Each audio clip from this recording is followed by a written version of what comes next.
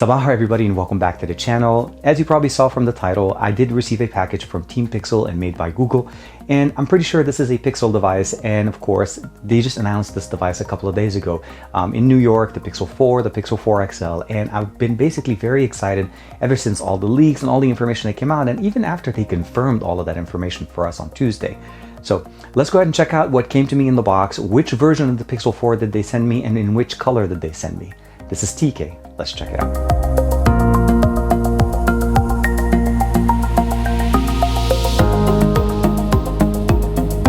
Like and subscribe and hit that bell icon so that you're always notified whenever we have new videos on the channel. Now, first things first, there seems to be like an envelope here or a letter that has the Google emblem sitting on it right here, and of course hashtag made by Google. As I told you, this is pretty much a package, but it looks like it's definitely very well reinforced. And there's a couple of thank you cards here and information as far as if I need help setting up the device. And of course, as usual, thank you very much to both Team Pixel and Made by Google for this amazing gift. Okay. So we have a cardboard and we have the box. So here we go. Let's open it up, and it seems like we have right there the P4, the Pixel 4, and it just has Google on one side, and then of course, oh, it is the Pixel 4 XL. Really nice. So this is the one I've always wanted. As you probably know, I'm a big fan of the XL size of these devices. And I think this is Pixel 4 XL case. So we have the case and the phone. And then last but not least, we have a couple of messages here and here from Google, just making sure obviously that we tag them whenever we do share anything about this device. But not only that, of course, thanking us and introducing the brand new Pixel 4 device. So first thing first, let's go ahead and open up the box. So it's a P4 right there. And then we'll keep this case up there. Oh man, I wanted that also orange color so much there. It is definitely a very nice color. So as you see here right now, we have the dual cameras, the brand new cameras that we have in here, the dual tone LED flash, as well as one of the microphones. We have the Google logo that's sitting at the bottom. And of course the brand new Pixel 4 XL. This is the bigger of the two devices. Let's go ahead and put it down. In the box, we have some warranty information, a user guide, and of course a SIM removal tool, as we still have the ability of putting SIM cards into this one. Let's go ahead and put this back. We have a USB Type-C to USB Type-C data and charging cable, a USB Type-C to USB Type-A, and this is going to be the OTG adapter that we're going to use to transfer our data from our old device to our brand new Pixel 4 or Pixel 4 XL device, which is really, really nice. And of course, last but not least, a US style wall charger that will provide us the ability of charging this device at a nice fast pace. We do have wireless charging support here, of course, and that's one of the main things that we want to keep in mind. Last but not least, yeah, they did include an also orange case. So if you definitely want to be able to match your phone to your case, this is definitely going to be nice. And of course, this is Google Pixel 4. And wait, is this Pixel? Yeah, this is the right phone. Definitely the right case for the right phone.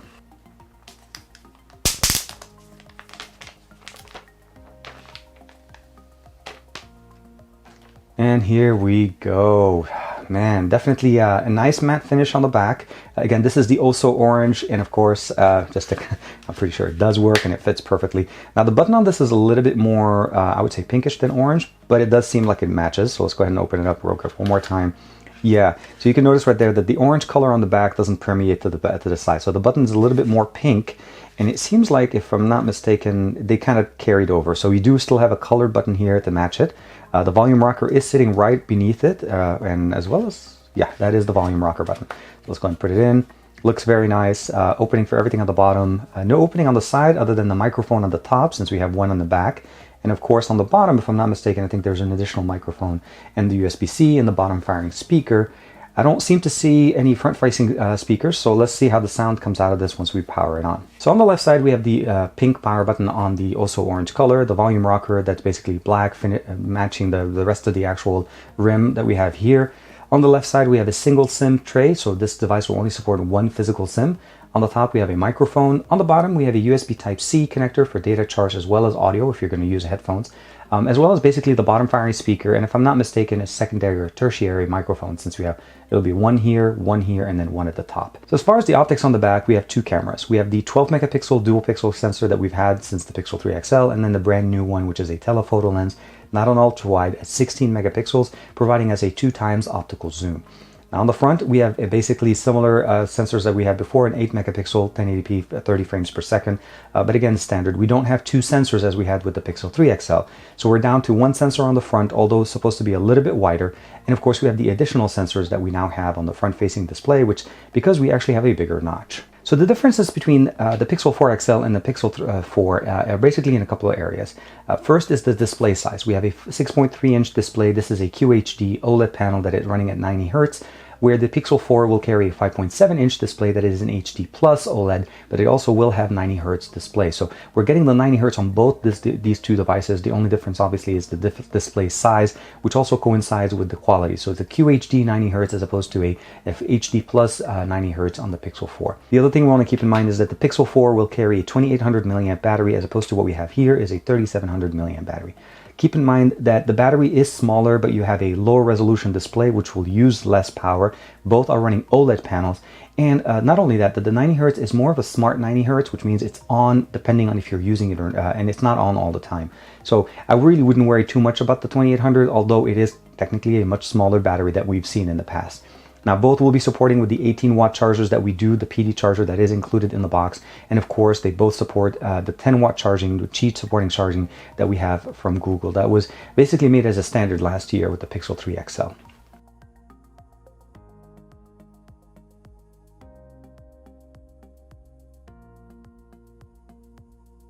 And here we have it. The installation process is a little bit different than your standard Pixel device, and that's mostly because it does actually ask you to set up a pin right out of the box. There's no fingerprint sensor. I don't know if you probably noticed that. There is no fingerprint sensor on or beneath the display. There's no fingerprint sensor on the back or on the side. So basically, this device pretty much relies on the front-facing technology that we have here for the display, as well as the ability of actually using a pin to get you access into your device.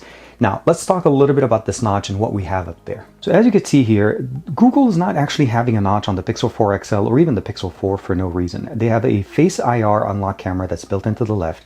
We have a front-facing camera, an ambient light proximity sensor that's sitting right next to it, the audio port, which is the front-facing speaker, as well as the earpiece for when you make call. This is the Soli radar chip. This is what's going to be used to be able to do those gestures directly on this device, and we'll get a chance to do that. And that was part of the actual unlocking process or setup process. The Face Unlock dot projector, which will be used to basically project the light directly or those dots to your face to recognize who actually is trying to unlock the device. Last but not least, we have the Face Unlock IR camera, and then of course the Face Unlock flood illuminator. So those are the things that we have built into this notch at the top of this device. So in my mind, whenever it's actually functional, as long as it serves a purpose, I have no problem having a notch, as long as it's just not sitting there for the basically ambient light sensor, front-facing camera, and an earpiece. We have so many more sensors, so many more things this device can do with that top notch than any other device on the market right now. So one thing I did want to share with you guys is a quick comparison to how the Pixel 3 XL from last year compares to what we have now.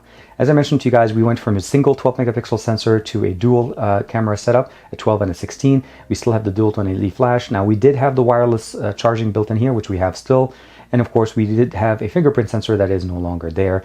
The material is different, although the black one, from what I understand, will actually have more of this type of shiny material on the back.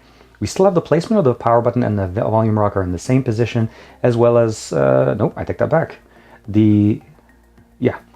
So the placement of the SIM tray was at the bottom of the Pixel 3 XL, and now we have it sitting here on the right side. Looking at the front part of the display, you'll notice that they're actually slightly different. This is a 19:9 aspect ratio. It's a little bit thinner, so it's not a lot, but it's a little bit thinner than what you have with the Pixel 3 XL, as well as it kind of feels a little bit longer, so it makes it easier to hold in one hand and hopefully better for media consumption. As far as the front-facing speakers, that we have one bottom, one top, we actually only have, well, let's go ahead and bring this down. We have the bottom firing speaker that's facing away from us with the highs or the mids and highs that are going to be coming from the top earpiece. And of course, you could probably see it right there. We have a dual sensor setup here, but we probably also want to talk about the fact is that we no longer have that notch. We have the additional sensors that are sitting at the top, and the actual notch itself is a little bit thinner than what we had last year. So if this design was bugging you guys last year, this year, this is going to definitely be a lot better. And of course, Android 10 on both of these devices, as the Pixel 3 XL did receive Android 10, as well as the Pixel 3a XL, which was kind of sliding off the display there. So the Pixel 3a XL came out later in the same, earlier this year at Google I/O, and as you can see, they both have very similar aesthetics, similar form factor, similar camera setups, which unfortunately only one camera here, and a single camera in the back as opposed to the 2 and the 1. But we do have basically the ability of having the front-facing earpiece that is facing us, that's bigger. We still had a big notch on the Pixel 3a XL, but this one did not have all the additional sensors. Keep in mind, this device, the Pixel 3a, did start at around $399, a lot less than the $799 Pixel 4 starting price point that we have this year.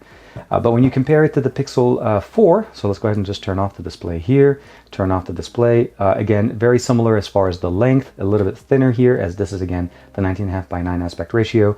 The camera setup. The bottom speaker areas look very similar, as well as the power buttons that are accented colored buttons, as well as the placement of the SIM tray on this device.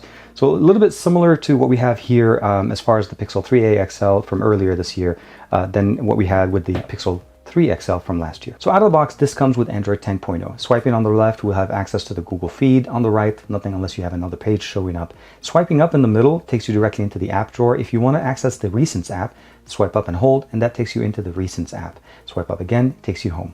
There's a few ways of accessing the assistant, obviously by just calling out its name if you have that feature turned on. You can use the squeeze gesture on the side, that will launch it as well. And I don't know if you noticed that, but if I just go up and go back down real quick, there is actually 2 triggers on the corner, so I can go sideways this way or sideways that way, and it will launch the assistant.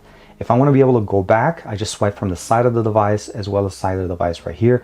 If I want to be able to multitask, I can basically just go here, switch applications, and go home.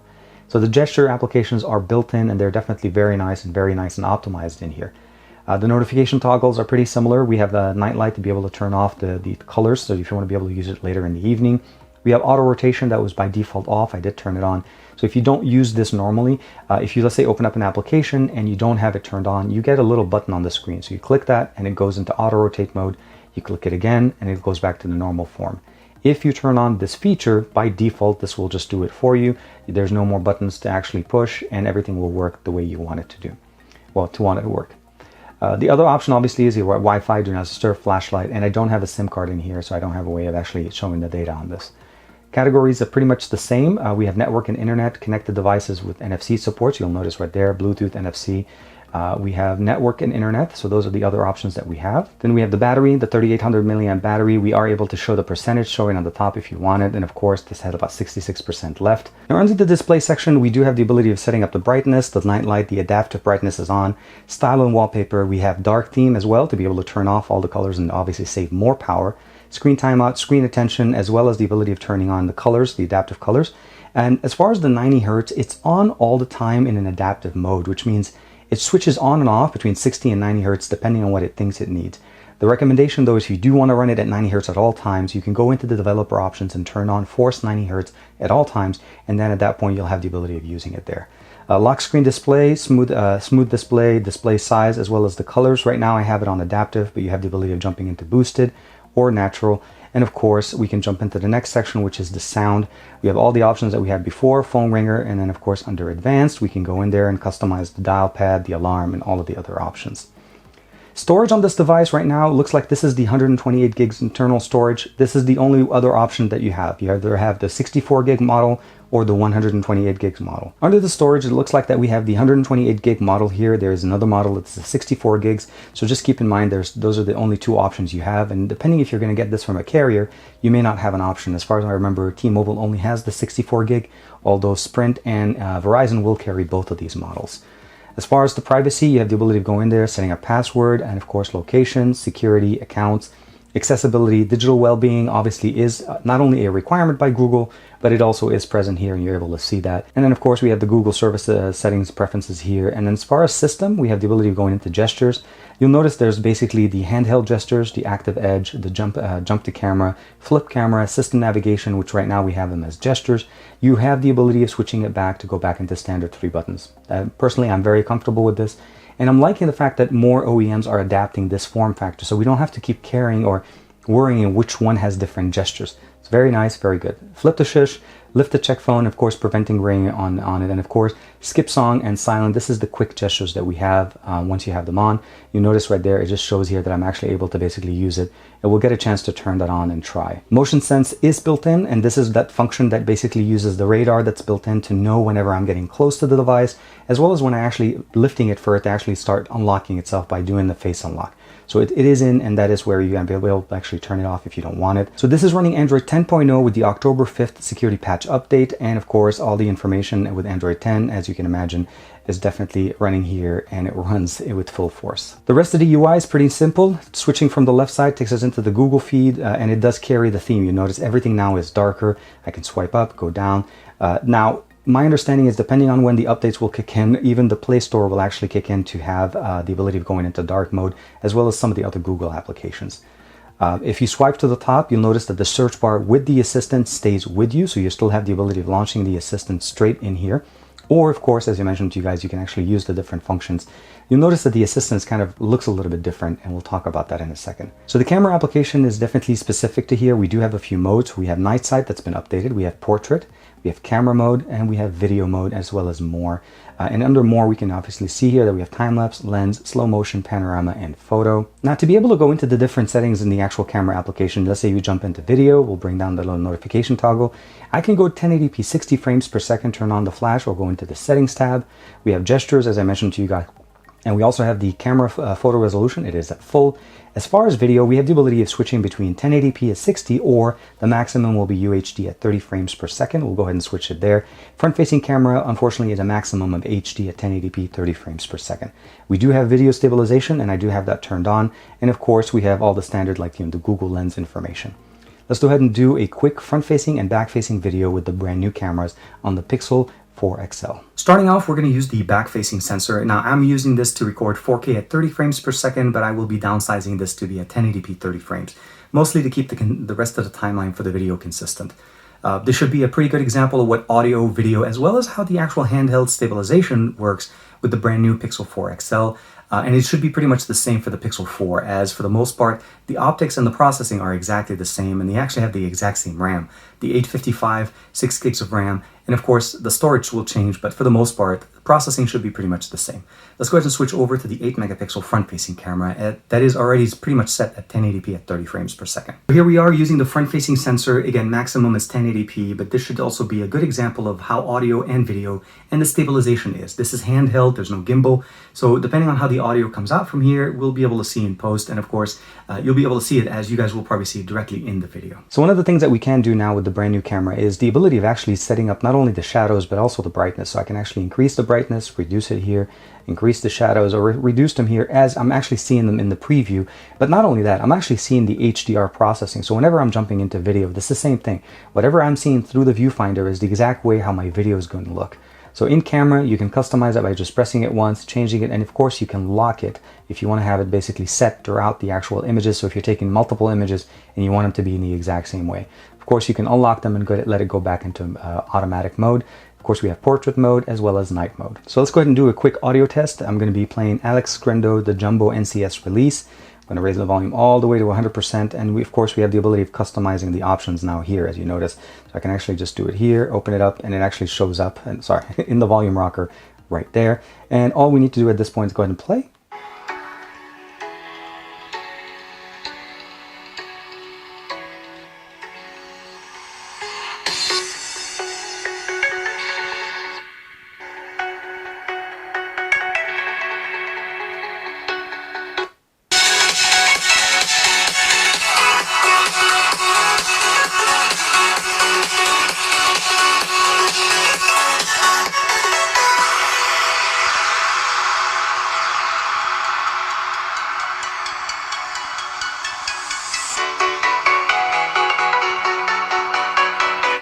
So I don't know if you guys can see it, that there's actually a little bit of a light that turns on whenever I'm using a gesture. And I was able to do a couple of times a gesture there, but it doesn't actually seem to work within YouTube. So let's go ahead and open up the Google Play Music application. So I went ahead and turned on NCS. This is no copyright song, straight off of Google Play Music. We'll go ahead and turn it on.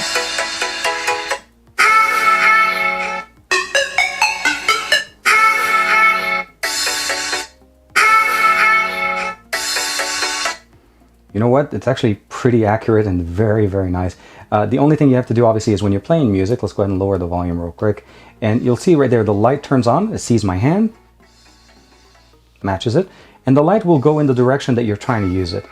The intention of this, obviously, the ability to turn off notifications right now, let's say an alarm turns on, you can just swipe your hand over it and it'll shut the alarm off. But other than that, you're using it obviously to be able to do this type of, gesture control for music on your device in case your hands are dirty and you're listening to music from it. Now, the last thing I definitely am really, really excited about this is the ability of using that brand new recorder that they also announced. So let's go ahead and record a quick audio sample.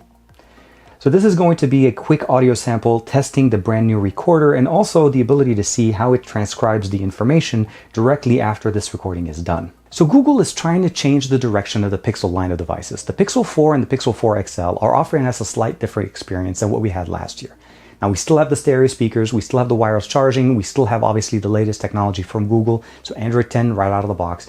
But we obviously have no more fingerprint sensor on this. They want us to rely on face unlocking and using the radar that's built in to actually get that motion sense technology, the ability for actually for the device to be a little bit more aware of its environment. That's really the best way to describe it. Now, the changes that we have with the cameras in the back, they didn't go with an ultra wide. That's mostly a personal preference. I prefer to have an ultra wide. I always ask for it because it also doubles as a macro lens, which a lot of people didn't probably realize that a wide angle lens can also work as a macro, which unfortunately a telephoto does not. So we don't have macro photography. But again, this is a choice that they decided to go with the dual sensors. Maybe the Pixel 5 XL will have the wide angle lens. By then, something will change. But we're promised to have great pictures, great audio, and a great experience with what we get here. The main thing that I want to keep in mind here is a lot of people have probably talked about the fact that, well, they don't have the 855 Plus, they have the 855. Keep in mind that the 855 Plus is a slight overclock from what we have with the 855. So it's not that much better that you would notice it on your day-to-day activities. So in my experience from using, especially with the brand new 855 Plus, I would say have more RAM than basically the 855 Plus. So an 855 with more RAM will perform almost as good, even a little bit better than the 855 Plus with less RAM. Speaking of RAM, both the Pixel 4 and the Pixel 4 XL will only carry 6 gigs of RAM, so there is no other model. But as far as storage, you have a 64 gig and a 128 gig, starting at about basically with the 4 XL at $999. So just keep in mind on the experience that you're looking for. In my experience, I would say always go for the XL. You get a better display, you get a bigger battery, and of course, you have the ability of just having better media consumption experience. For me, just when you're watching movies. If you prefer the smaller of the two, the Pixel 4, there's nothing wrong with it. It's more of a preference. I would recommend you going obviously with the 128 model as opposed to the 64, as I feel like since we don't have Google Photos original backup now built in with the Pixel line of devices with the Pixel 4 and Pixel 4 XL, you definitely will want to have more storage as opposed to less. And of course, there's no expandable storage. So I'm definitely going to be doing more comparisons and of course doing more testing with this, but let me know in the comments below, what do you guys think of the brand new Pixel 4, Pixel 4 XL? I'm definitely going to be doing some astral pictures. Hopefully we have a clear sky tonight because that's one of the brand new forms that we have in here. But live transcribe, the gesture functionality is absolutely fantastic. It registered every single gesture I was trying to do. The missing fingerprint sensor, that's going to be a little bit of hit and miss. I'm definitely going to be checking it out and see how it works.